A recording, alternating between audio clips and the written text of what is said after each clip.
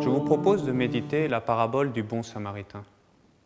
Un jour, un docteur de la loi se lève pour mettre à l'épreuve le Seigneur et lui demande « Qui est mon prochain ?» Le Seigneur ne lui répond pas avec une réponse théorique, non.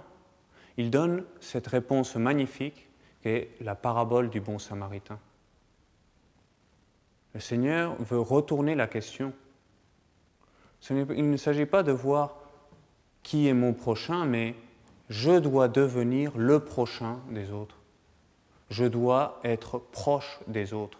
Comme le bon samaritain qui s'est arrêté en voyant ce juif qui était son ennemi pourtant, l'ennemi juré d'Israël, le samaritain s'arrête en voyant le juif au bord du chemin.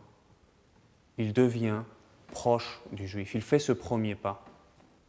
Et nous aussi, pendant ce carême, nous pouvons vivre la miséricorde divine en réalisant des actes de miséricorde. Et un acte de miséricorde très concret, c'est de devenir le prochain de l'autre, devenir proche de l'autre, une fois et une autre. Et comment pouvons-nous faire ça? Eh bien, je pense qu'à travers des gestes très simples, des gestes comme le fait de savoir prendre du temps pour les autres. Voilà un acte de miséricorde très beau, simple, et qui coûte beaucoup parfois. Je vais prendre un peu la défense du prêtre et du lévite qui étaient passés tout à l'heure devant ce juif. Sûrement ils étaient pleins de bonnes intentions et le prêtre était un prêtre zélé. Il offrait le sacrifice au temple avec amour pour Dieu.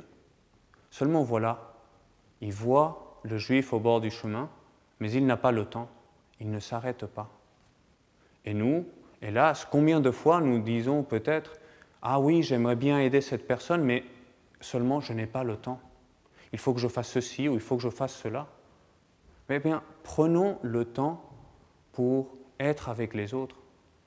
Devenons le prochain des autres.